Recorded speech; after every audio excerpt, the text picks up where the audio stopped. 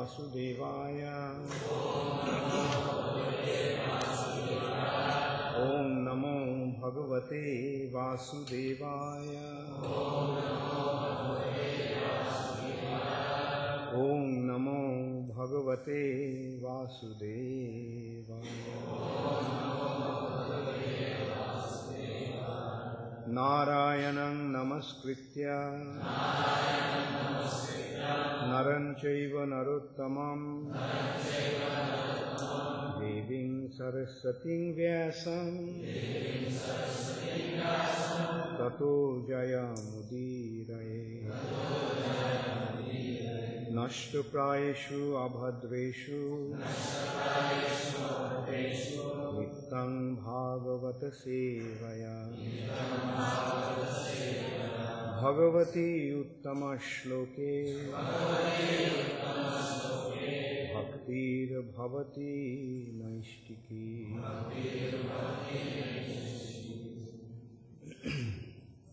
Srimad Bhagavatam, first canto, chapter 19, the appearance of Shukadeva Goswami, text 35.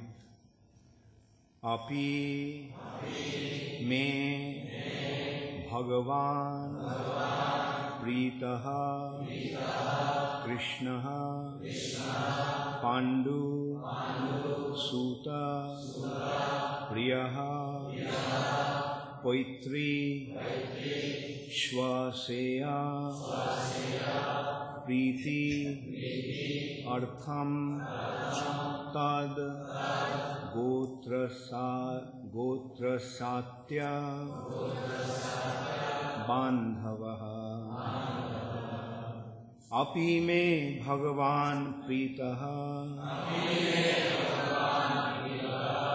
Krishna Pandu Suta Priya Poitri Shasheya Pritartham Tad Gotra Satta Bandhava. Api me Bhagavan Pritaha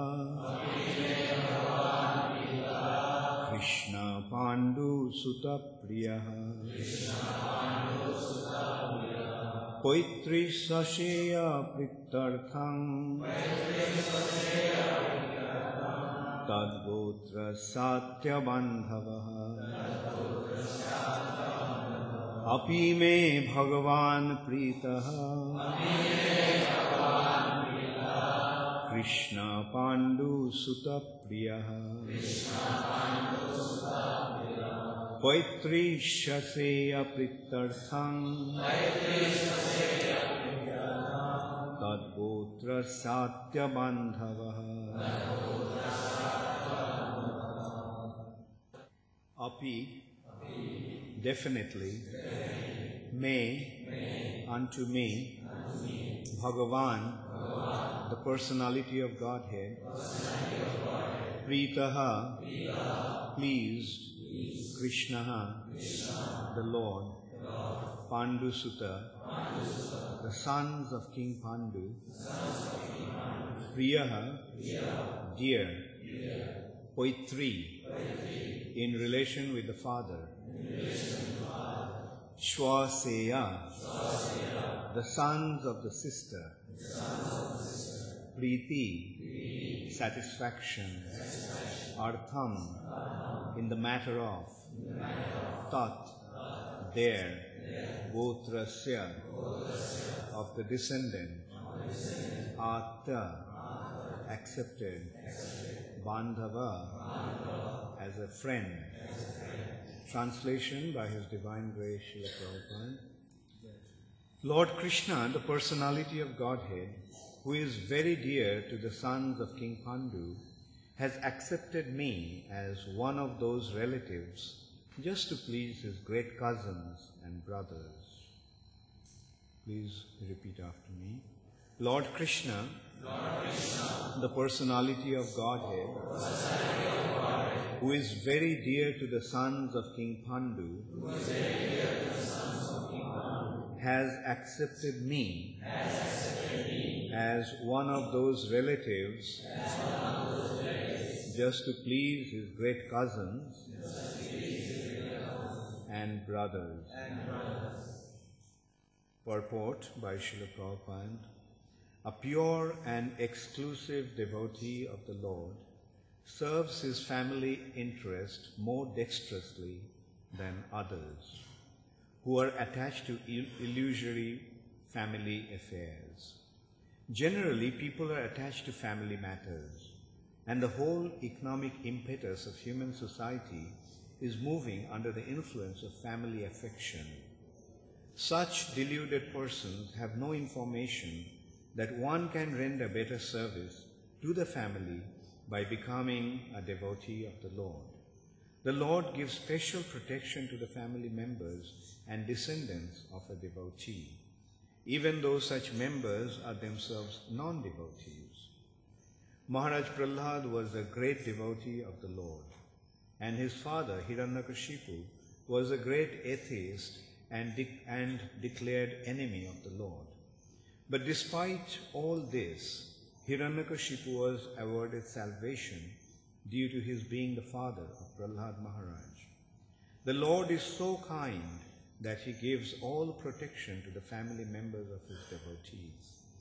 And thus the devotee has no need to bother about his family members, even if one leaves such family members aside to discharge devotional service. Maharaj Yudhishthir and his brothers were the sons of Kunti, the paternal aunt of Lord Krishna, and Maharaj Parikshit admits the patronage of Lord Krishna because of his being the only grandson of the great Pandavas. Om Ajnanatimidandhasya Jnananjana Shalakaya Chakshurunmilitam Yena Tasmai Shri Gurave Namaha. Shri Chaitanya Manobhishtham Sthapitam Yena Bhutale Swayam Rupa Kadamaiham Dadati Swapadantikam Bandeham Shri Guru Shri Juta Padakamalam Shri Gurun Vaishnavanscha Shri Rupam Sagrajatam Sahagana Raghunathan Vitam Tvam Sajivam Sadvaitam Savadhutam Parijana Sahitam Krishna Chaitanya Devam Shri Radha Krishna Padan Sahagana Lalita Shri Vishakhanvitamscha. He Krishna Karuna Sindho Dinabandho Jagatpate Gopesha Gopika Kanta Radha Kanta Namastute Tapto Kanchana Gaurangi Radhe Vrindavaneshwari Vrishabhanu Sute Devi Pranamami Haripriye Bansha Kalpatarubhascha Kripa Sindhubhaivacha Patitanam Pavanebhyo Vaishnavebhyo Namo Namaha. Shri Krishna Chaitanya Prabhu Nityananda Shri Advaita Gadadhar Shivasati Gaura Bhakta Vrinda. Hare Krishna Krishna Krishna Hare Hare, Hare Rama Rama Rama Hare Hare. Api me Bhagavan Pritaha Krishna Pandu Sutta Priyaha Paitri Shaseya Prittartham Tad Gotra Sattavandhavaha. Lord Krishna, the personality of Godhead, who is very dear to the sons of King Pandu, has accepted me as one of those relatives just to please his great cousins and brothers. So Parikshit Maharaj was cursed by the Brahmana boy Shringi that he would die within 7 days, being bitten by the celestial serpent Takshak. So when Parikshit Maharaj got the news that he was going to be bitten by Takshak and die due to a curse of a Brahmana, Parikshit Maharaj decided to prepare himself for his final moments. He left his kingdom and he coronated his son into the throne and went to the bank of the Ganges. At that time, many great personalities also assembled, receiving the news that the king of the earth planet is about to leave his body. And all those great personalities were giving various advices to Parikshit Maharaj. Those advices are mainly based on Karmakanda and Gyanakanda section of the Vedas. So that did not please Parikshit Maharaj, because Parikshit Maharaj was a devotee. He was indeed a great devotee of the Supreme Personality of Godhead, so much so that the Lord personally came to rescue him when he was in the womb of his mother. Ashwatthama wanted to kill Parikshit Maharaj, who was the only successor to the Kuru dynasty, only successor to the Pandavas. And Ashwatthama wanted to take revenge by annihilating the entire dynasty, even the last remnants of the dynasty. But Krishna personally came and rescued him. So from that you can see that Parikshit Maharaj was indeed a great devotee.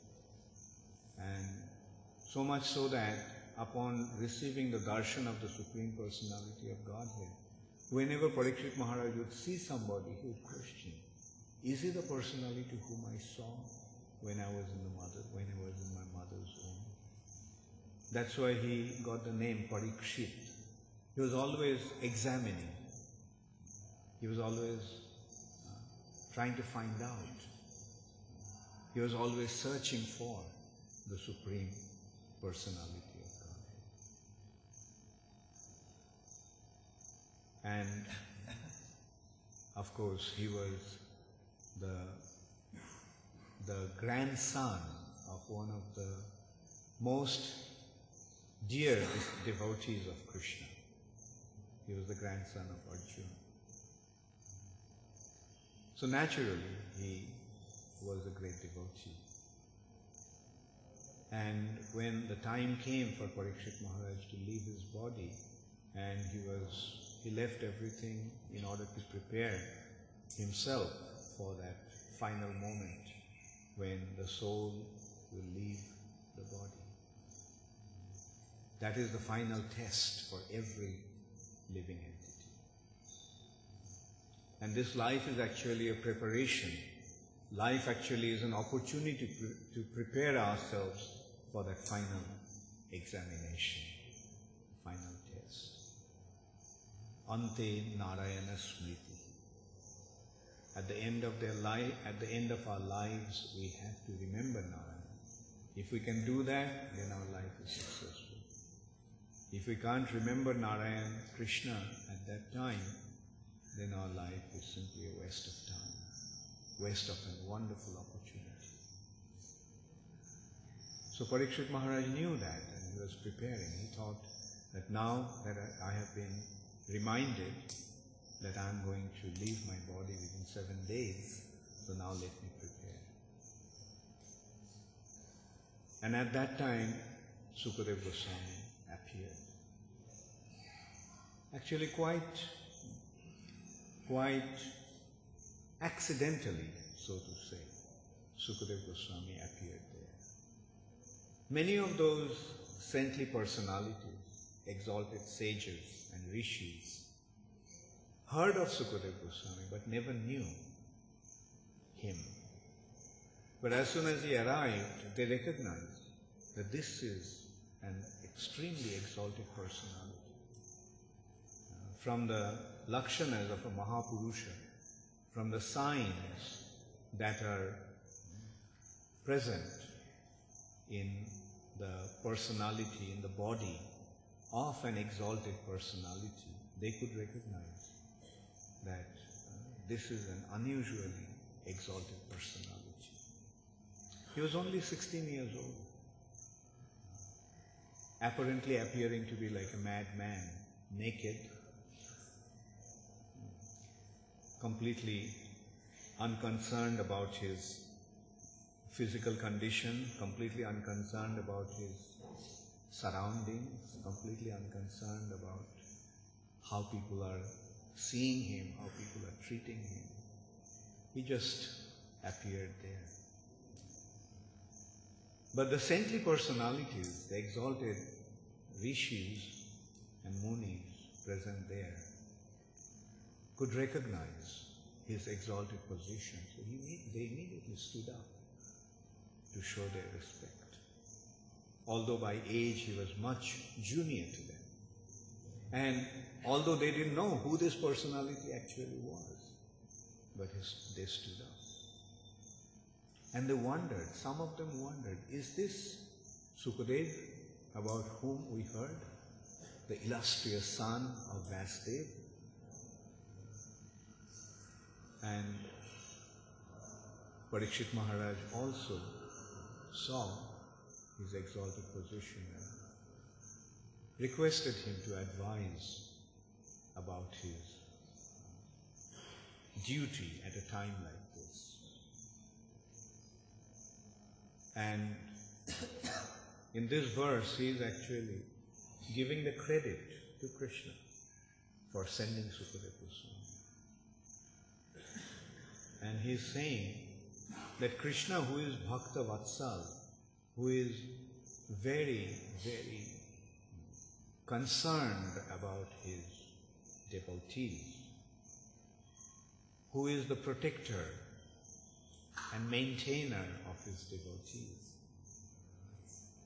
The Krishna has made this arrangement to send such an exalted personality at a time like this to guide him on his spiritual path.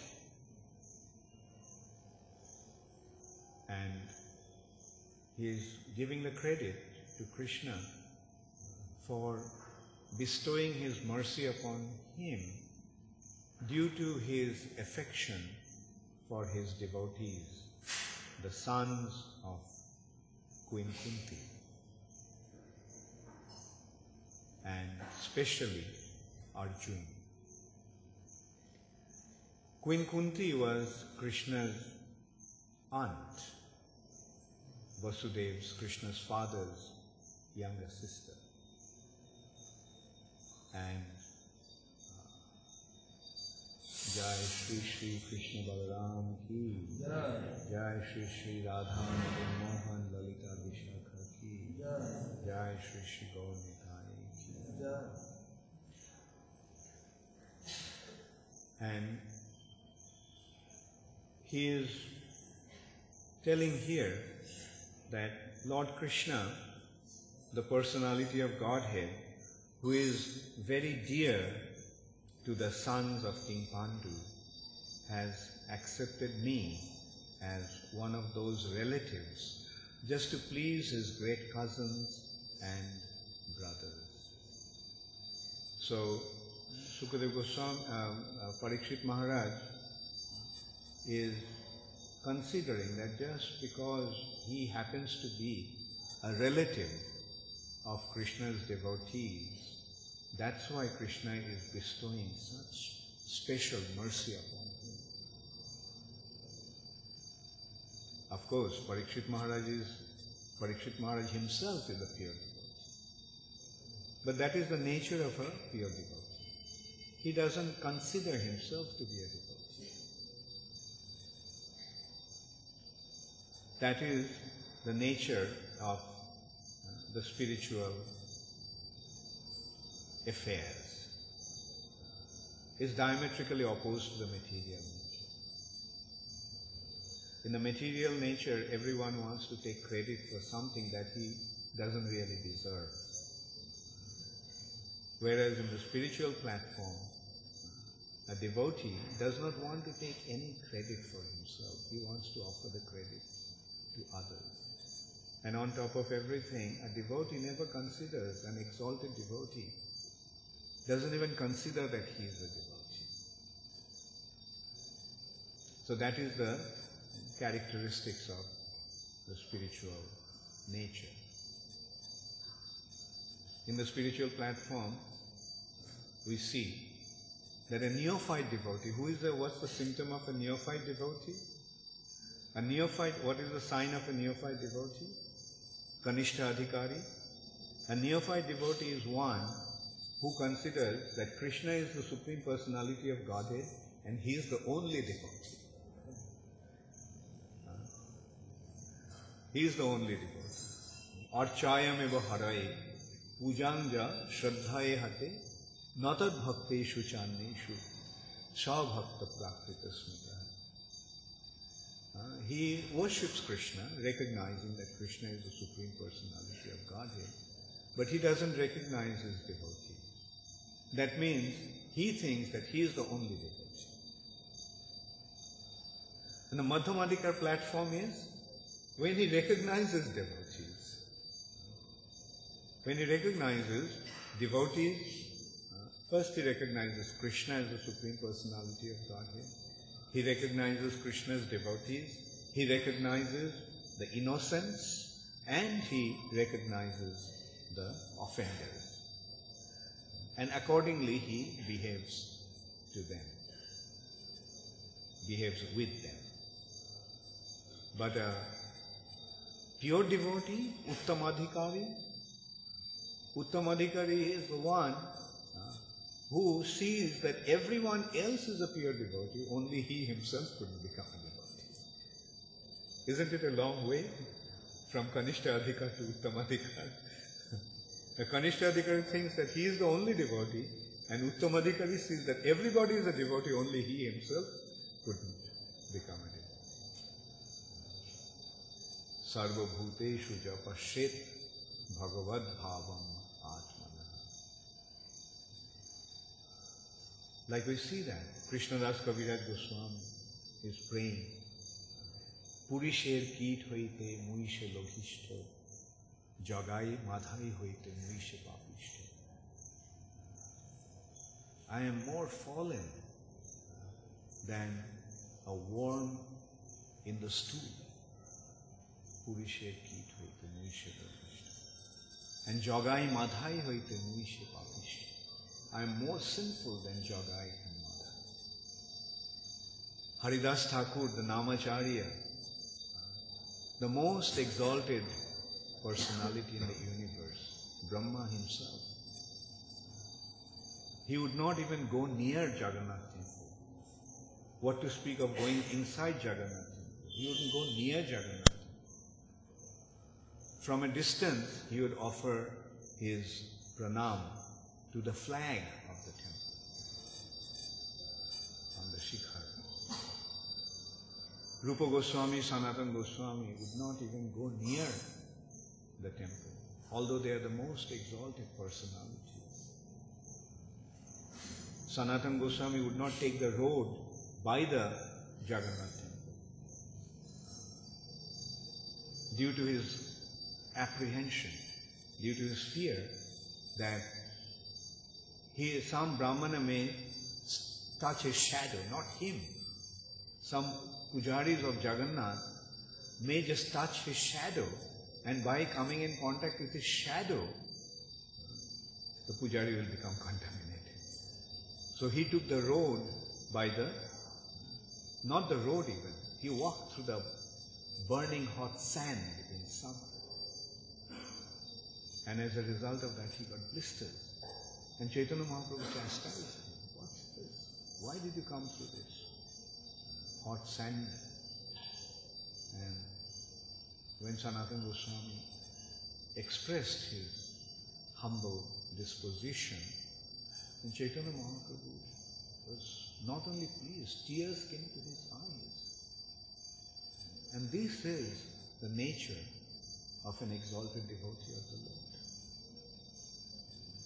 And here we are seeing Parikshit Maharaj is not considering himself to be a devotee, but he is considering that because he has some relationship with a devotee, that's why Krishna is bestowing such mercy. And in this respect, Prabhupada is, in the purport, making a very wonderful point,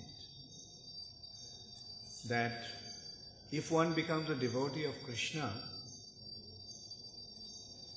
then Krishna will not only take care of him, Krishna also will take care of his family members.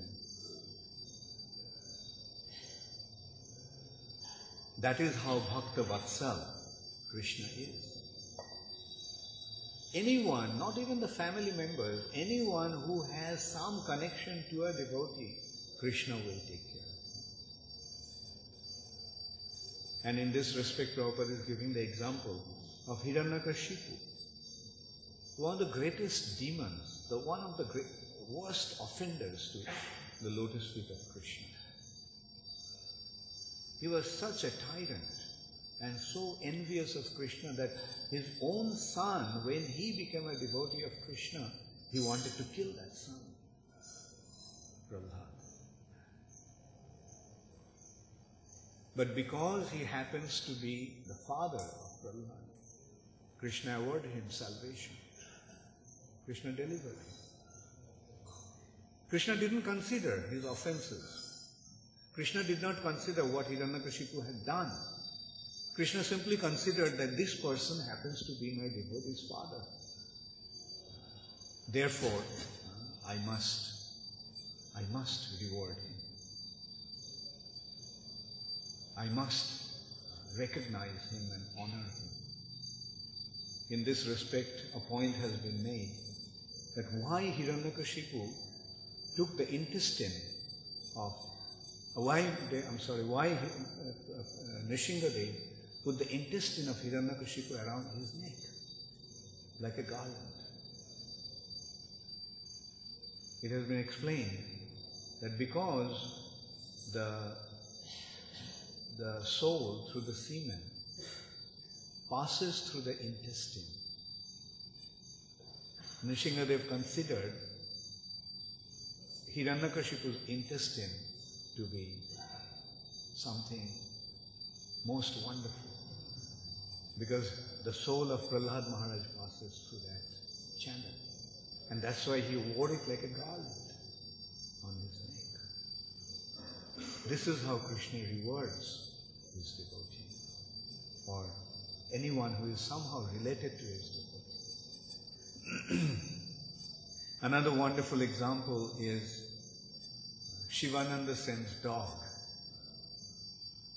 Shivananda Sen was leading the party from Bengal to Jagannath.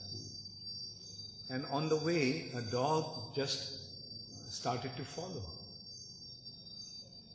And Vaishnav, naturally an extremely compassionate person, so Shivananda Sen just let the dog come with him. And not only that, Shivananda Sen would take care of the dog in such a way, when the boatman refused to take the dog in the boat when they were crossing a river, Shivananda Sen paid an exorbitant amount of money to the boatman to let the dog also come along with him. And then Shivananda Sen got stuck with the toll keeper about the paying of tax from going from one place to another, crossing the border. And he got late. And when he came back at night, quite late at night, and he was served prasad, Shivananda Sen questioned. Shivananda Sen asked whether the dog has been fed. And then he found out that the person in charge of the kitchen and person in charge of serving prasad forgot about the dog. And Shivananda Sen immediately sent his people to look for the dog. He thought, let the dog also eat. It didn't get prasad, it was starving. But the dog was missing, they couldn't find the dog. And Shivananda Sen was so heartbroken that he fasted that night. He did not eat. He himself didn't eat because the dog didn't eat. So this is the compassion of the Vaishnava. This is the compassion of a pure devotee. And the next morning they couldn't find the dog, and Shivananda Sen was extremely heartbroken. But when they finally arrived in Jagannath Puri, they found that the dog is sitting there near Chaitanya Mahaprabhu. And Chaitanya Mahaprabhu is throwing him Jagannath Prasad. That is also coconut, pieces of coconuts. He was throwing the coconuts, and the dog was eating that prasad, and he was chanting, Krishna, Krishna, Hari Hari, Hare Krishna, Hare Krishna, Krishna Krishna, Hare Hare, Hare Rama, Hare Rama. Chaitanya Mahaprabhu was telling the dog, chant Krishna Rama Hari, and the dog was chanting Hare Krishna. Then people noticed that the dog was missing, and the dog actually left his body. And Mahaprabhu told that he got his Siddha Deha and went back to Vaikuntha. So what was this dog's Sukriti? What was the dog's qualification? That he just somehow happened to be related to Sivananda Sen. And not his own dog as such, just happened to receive the mercy of Shivananda Sen. So this is how Krishna actually reacts. If someone is dear to his devotee, Krishna, he becomes dear to Krishna. In this respect, another very wonderful point comes up. A question arises. Sri Chaitanya Mahaprabhu did not tolerate the offense of Chatur Haridas. He banished him. He banished him completely. He said that I have nothing to do with this person. I don't want to see his face.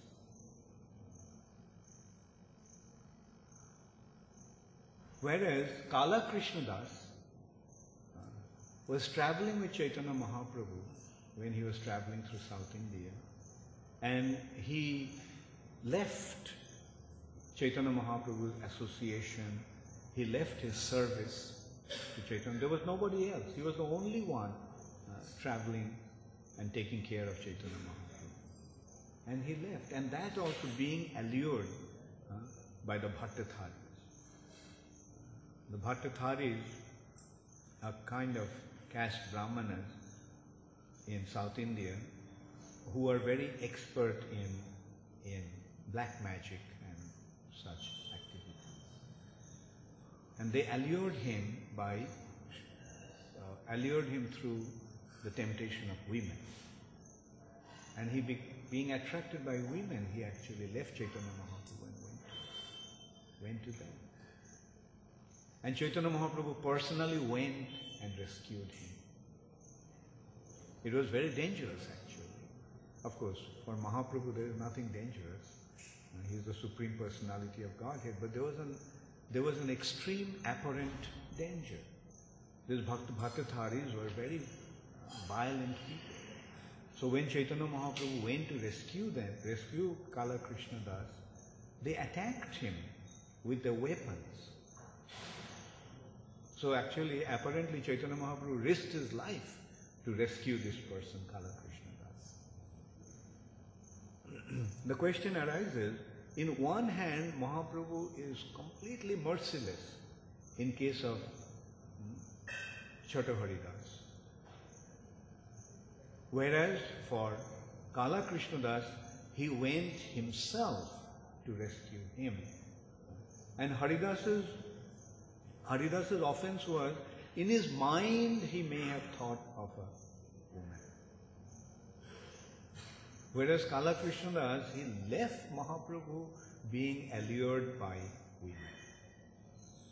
So why did Mahaprabhu act in such a contradictory way? The answer is that Chatur Haridas was Mahaprabhu's own man, whereas Kala Krishnadas was Nityananda Prabhu's man. And because he was Nityananda Prabhu's man, Chaitanya Mahaprabhu considered that he should be rescued. If Kala Krishna Das was Mahaprabhu's own man, then Mahaprabhu would have been extremely heavy with him. So this is how Krishna bestows his mercy upon the dear ones of his devotees. And Prabhupada is pointing out that the devotees actually render the most wonderful service to his family members. Apparently, a devotee may not be taking care of their family members, especially when they become a full-time devotee. When somebody becomes a full-time devotee, in many cases we left our homes, we left our old parents behind and moved into the temple.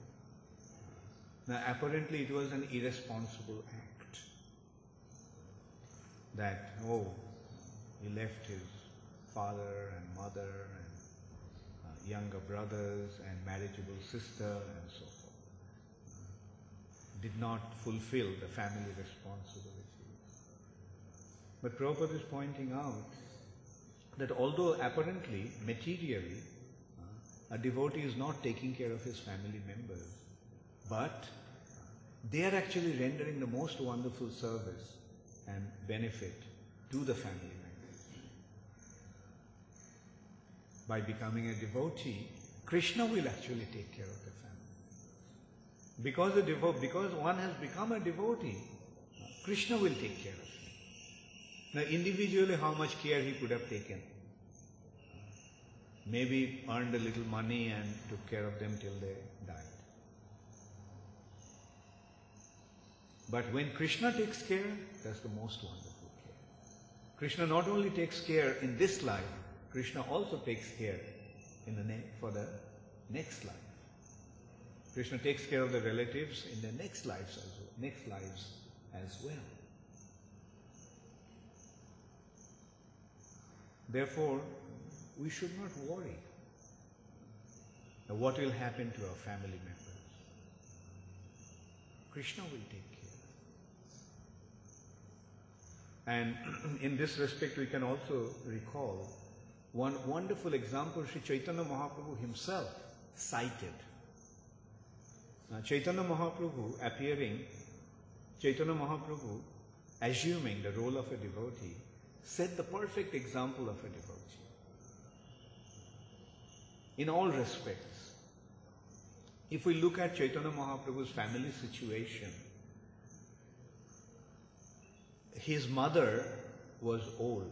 Sachi Mata at that time was over 60 years old. And his wife, Vishnupriya Devi, was about 16 years old. And he was the only male member in the family. There was no other male member in the family. There was no one to take care of them. And it is a kind of a society where a woman does not step out of the house. Like for example, when Chaitanya Mahaprabhu was a little boy, sometimes when he would act in a naughty way, then he would run out of the house and go into the street, so that his mother won't be able to chase him. Because Sachimata would not step out of the house onto the road. That is how strict the society was at that time. That was the role of a woman. She would not go out. And not only 500 years ago, I heard that even about 70, 80 years ago, in Bengal, if a woman of a respectable family would go to take bath in the Ganges, women also wanted to take bath in the Ganges. But you know how they would take bath in the Ganges? They would be carried in a palanquin, and the whole palanquin would be submerged in the water in the Ganges. And that is how they would take bath. They would not come out in public. Nobody would see their face. except the family members inside the house. So that is how strict the society was. That is how the role of a woman was at that time. And Sri Chaitanya Mahaprabhu took sannyas. He left his old mother and young wife at home, and he left. Leaving them behind, he took sannyas. No, he did not consider what will happen to them. And in this respect, Prabhupada mentioned that Chaitanya Mahaprabhu played that pastimes to remind all of us that if you are sacrificing your family responsibilities for the sake of serving Krishna, then don't worry about it. Because what can be a more severe situation than this? An old mother and a young wife alone at home without a male member in the family. He left, took sannyas. So through that act, through that lila, through that pastime, through that act, Sri Chaitanya Mahaprabhu made the point that if you are renouncing, if you are accepting sannyas, if you are renouncing everything for the sake of Krishna, don't worry about what your responsibilities are. Krishna will take care of them. And Krishna does take care of his devotees. Not only his devotees, Krishna does take care of his devotees' responsibilities. Dhruva Maharaj also, he wondered when the chariot came to take him to Vaikuntha. Dhruva Maharaj wondered about his mother, what would happen to her. Because she is the one who led him to the spiritual path. And the Vishnudutas told him, look, that chariot in front, your mother is going in that chariot. What was her qualification? That she just happens to be Dhruva Maharaj's mother. And she is actually going to Vaikuntha even before Dhruva Maharaj. So this is how Krishna takes care of his devotees, family members and friends, or whoever is connected. Krishna takes care of the ones, those who are dear to his devotees. Krishna goes out of his way to take care of them, because Krishna, who is Bhakta Vatsal, which actually means that Krishna wants to please his devotees. And by doing that, Krishna pleases his devotees. It's not that only the devotee wants to please Krishna. Krishna wants to please his devotee also. And that's what Parikshit Maharaj is pointing out. Personally, I don't really have any qualification.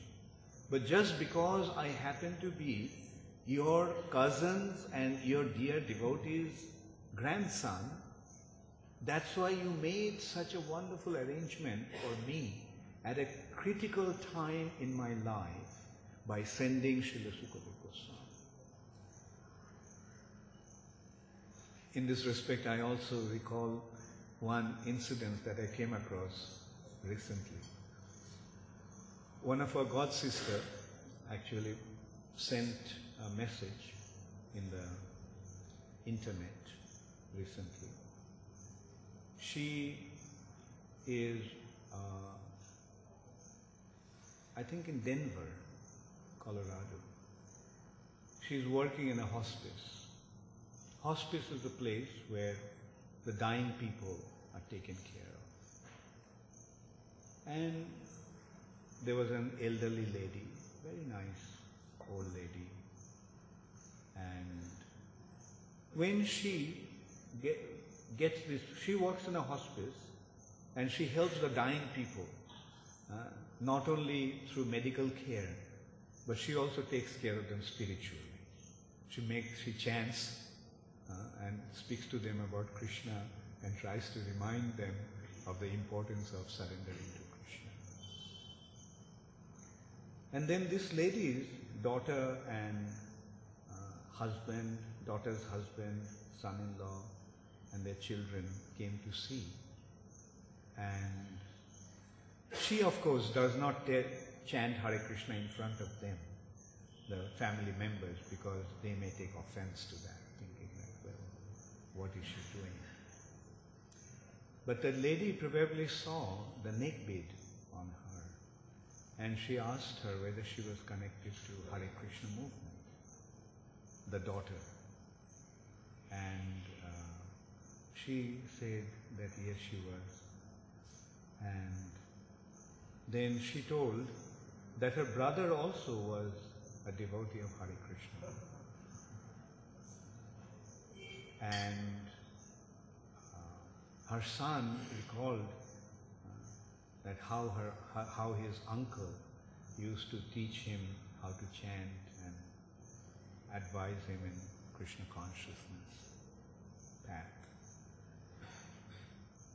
And then it turned out to be, she turned out to be the sister of Jayananda Prabhu, the famous Jayananda, who actually is who built the Rath Cart, who started the Jagannath Chariot Festival with this Rath Cart, and was an exemplary devotee. And one of the most exalted devotees in our movement those days. Jayananda Prabhu was illustrious in all respects, extremely humble. He was an engineer, but he did not pursue his career as an engineer. He used to drive taxi. Must have his reasons why. But he used to drive taxi, and then he joined Prabhupada and became involved in Krishna consciousness. And when he left, he actually left his body before Prabhupada left this planet. And Prabhupada mentioned that he went back to Godhead. Prabhupada told that he went back to Godhead.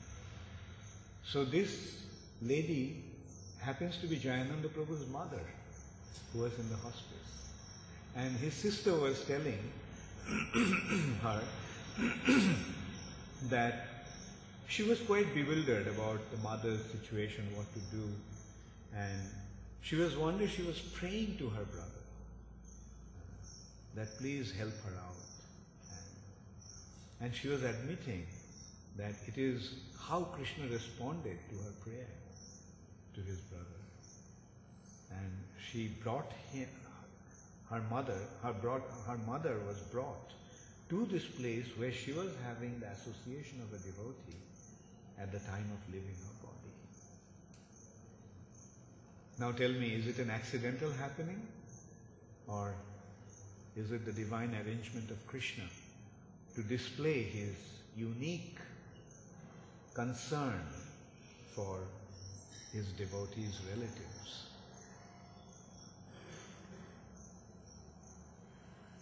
So often we are faced with this situation. I was also faced with this situation. When I joined, my father was devastated. Although he knew that I was searching for spiritual life, although he knew that one day I would become a devotee or take to spiritual life completely and leave home, but still when he saw that I became a devotee, I went home after about 1 month in Mayapur, shaved up, wearing devotee clothes. He actually got a shock seeing me in that way.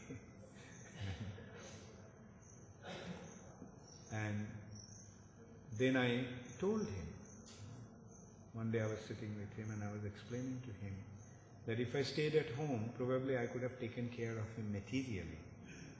But this way, I will take care of him. I'll be able to take care of him even after this life. And in India, people are aware of this fact. We know, everybody knows that when somebody takes to spiritual life and becomes a devotee of the Lord, then his 10 generations before and 10 generations after become delivered. So when I spoke like that, he could relate to that. And since then he didn't stop me. So actually the greatest benefit the greatest good fortune that we can create for our family members is by becoming a devotee of Krishna. Actually, in some families, it used to be a custom that one member of the family is given to Krishna consciousness. Some families, some exalted families had that customs in the past, that one son would become a devotee. One son would take the spiritual life. So this is how they used to secure themselves for the next life.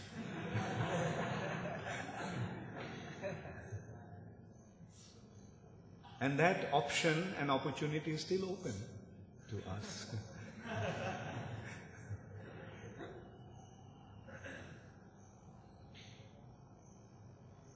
If by offering one son we get that benefit, what to speak of offering all our sons to Krishna?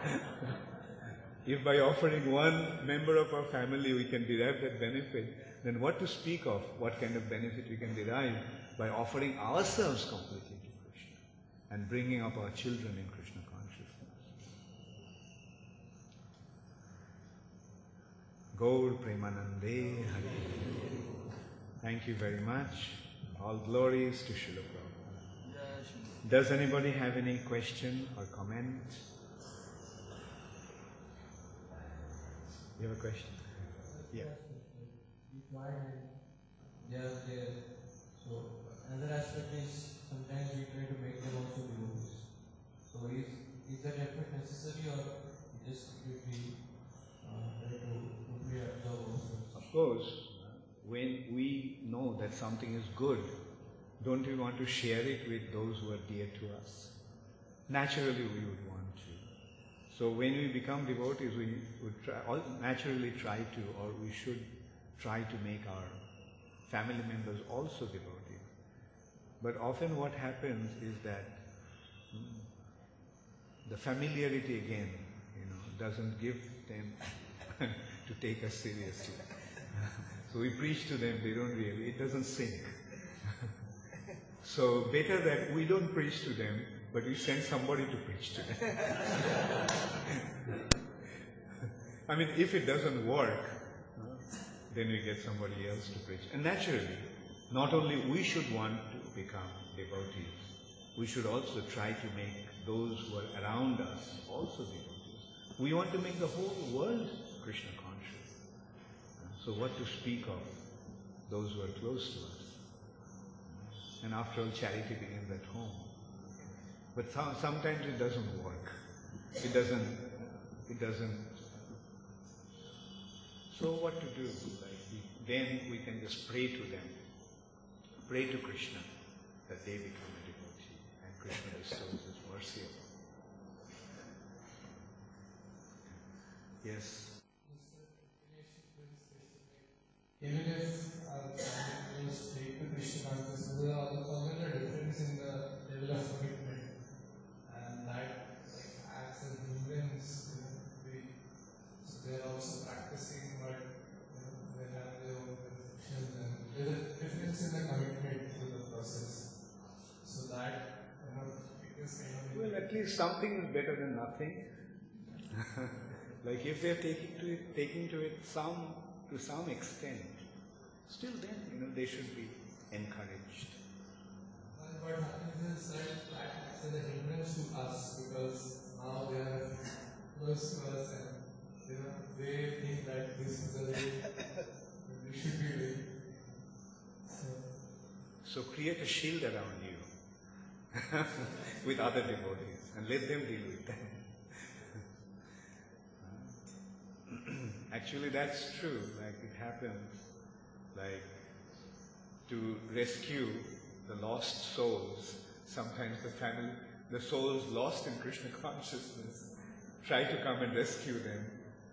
I remember we used to see that often when somebody would join the movement.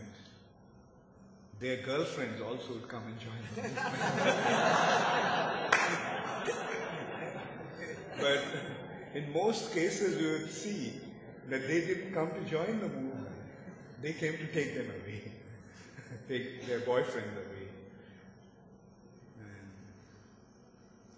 But most cases I have seen that they didn't get distracted by them. They pursued. So these impediments, these obstacles, as you were saying, will come from time to time. But we have to take them as Krishna's tests. How committed we have become to Krishna. And if we are fixed up, then naturally we won't waver.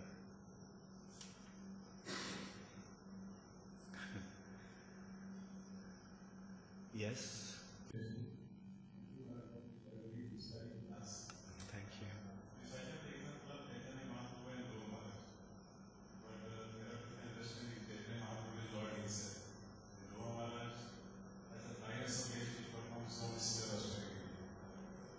Considering our case mindedness right now, we are struggling for our daily sadhana to be regulated and regulated. So there is always fear that there are lifelong regulations to continue for now. How to get rid of that fear? The last yeah. First of all, you see, although Chaitanya Mahaprabhu is the Supreme Personality of Godhead, he came as a devotee. And he is acting as a devotee to teach us how to become a devotee.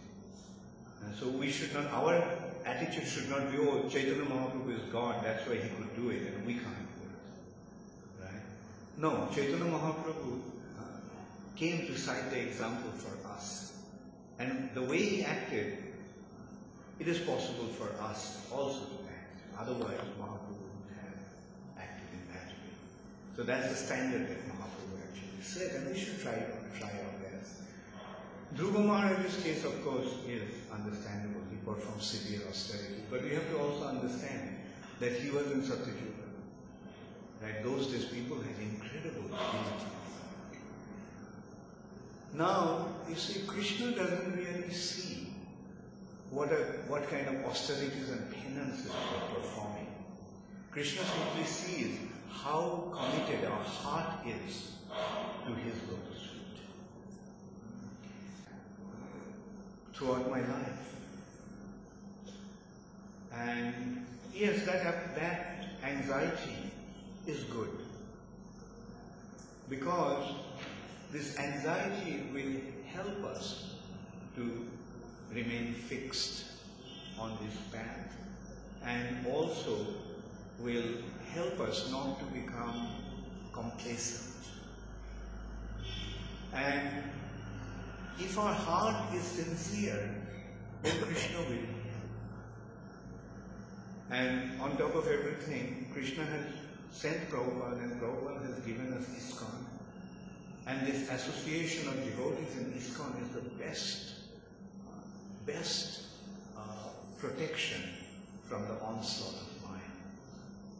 If we remain in ISKCON, our spiritual life will be safe. So our prayer should actually be that I can die in ISKCON. And if we can die in ISKCON, our life will be successful. So, and another thing is that, you see, it's not that we have to always remain a brahmachari throughout our life. Like as a householder, we may have to live away from the temple. That may be, but that commitment to Krishna consciousness, association of devotees, and the taste of the devotional service will keep us fixed in our spiritual life. Of course, for brahmacharis and sannyasis, and for those who are living in temples, spiritual life is easier than those who are living outside. But not that everybody will be able to live in a temple. Now, those who are going to live outside, is the situation hopeless? My answer will be no. Their situation also is hopeless. Because the holy name is there, association of devotees is there, Prabhupada's books are there. So if we remain practicing, if we continue to practice this process, the way that Prabhupada has prescribed it, our spiritual life will remain intact.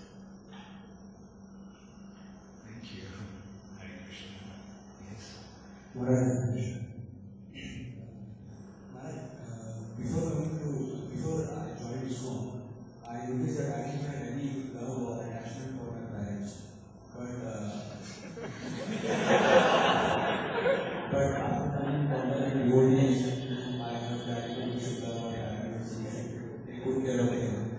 So now when I decided to serve Krishna, I have seen that my attachment is increasing and I am getting very fearful. What should I do?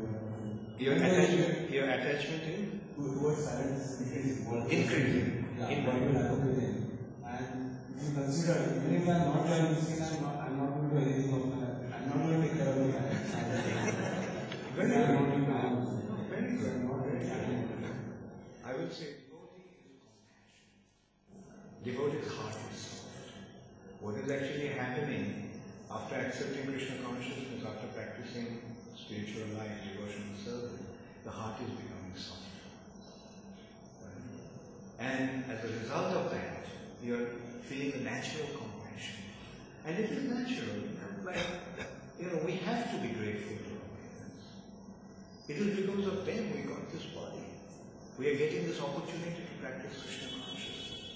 So yes, sure we have to be grateful for them. And sure we have to be concerned about them. And sure we have to try to do something to benefit them. And if there is an attachment, that attachment is, as I say, is commendable. But we must be concerned, we must be careful that that attachment doesn't become stronger than our attachment to Krishna and to Krishna's devotees. So our first attachment is to Krishna and his devotees. And then all the other attachments are relative to that attachment. Previously, you're feeling your attachment to them because they're your parents. But now you're feeling your attachment to them because you want to give them Krishna. You want, because of your gratitude, because of your indebtedness to them, you are trying to benefit them by giving them Krishna consciousness. That is wonderful. Thank you. Yes, Lord. The time when you joined ISKCON, at that time there were not so many Indian devotees comparatively who were joining Srila Prabhupada's mission at that time. More Western devotees were there. So when you made that decision to join, what was like Srila Prabhupada's response? Because very few Indians were there at that time. That is one thing. And secondly, from your side, did that thought ever come in your mind that there are so few Indians, and normally it is natural to feel that if many people like me are there, you get the impetus to also join the mission. So at that time, what really inspired you to join into this mission when so many Western devotees were there? One more question is that at that time, Srila Prabhupada was physically present when you joined the mission. So did that thought ever cross your mind that, okay, how will things change in future when Srila Prabhupada may not be present, and will I be able to maintain this commitment in due course of time also? Was that also a consideration? Thank you. Thank you, Brother. Yeah, I must honestly admit that although at that time I was searching for spiritual life, I came back to India in search of spiritual life. Although I was searching for a guru, and although I knew about ISKCON, and ISKCON was not too far from my home in Calcutta, but still I never thought of joining ISKCON. Because of that, I couldn't take it seriously. And I think, my father's apprehension was that I was just, in the name of spiritual life, I was fooling around. That was the feeling actually, that nobody could take ISKCON that seriously. But then what made that change, or rather what made me recognize ISKCON, is by my inconceivable good fortune. Due to my inconceivable good fortune, I got a nectar of devotion. And as I started to read that book, then it occurred to me from the very first page that this is what I was looking for. And then, as I was reading the book, in my mind I kept on imagining me as a devotee doing all those things in Vrindavan. And then it just happened. And I decided to surrender myself. And then very fortunately the next night I had a dream of Srila Prabhupada. And anyway, so at the beginning there was some difficulty in recognizing the true nature of ISKCON, that it is the spiritual movement. And that's why Prabhupada's books are so important. When we look at ISKCON from a distance, we cannot really recognize what ISKCON is. But when we read Prabhupada's books, then it becomes clear.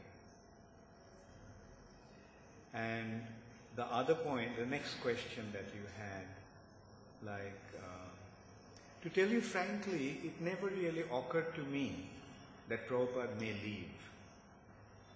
The feeling was that Prabhupada will stay with us forever.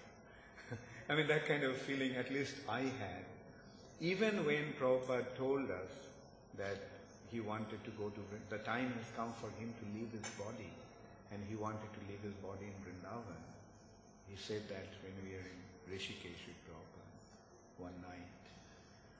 But still, when you came to Vrindavan, I had a feeling that Prabhupada would not leave. Prabhupada would stay with us. But I think, or it was very kind of Srila Prabhupada that he secured my role in ISKCON by giving me sannyas. I don't know what would have happened to me if I was not a sannyasi, if Prabhupada didn't give me sannyas. But by giving me sannyas, Prabhupada actually closed the door behind me.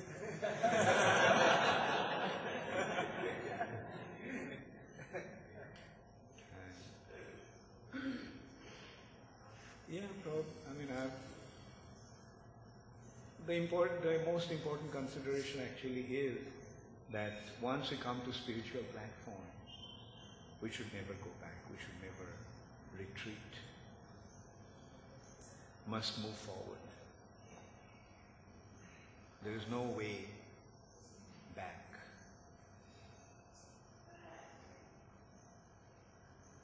Thank you.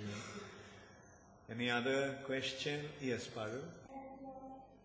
There are some duties which we have to perform, but also at the same time, our heart desire to serve Krishna. It's not our duty that we want to serve, it's because we like to serve. So what is more important is to fulfill the desire of our heart, duties which we have to do because the most important duty is to serve Krishna. So that's our only duty. Everything else is secondary. That's why Krishna said, Sarva Dharman Parityajya. Here the dharma actually means our so-called duties. So all those so-called duties has to be given up and just surrender unto Krishna and become a devotee of Krishna. Okay? Hare Krishna. Gaur Premanande. Srila Prabhupada ki, Shamaveto Bhakta Vrinda ki.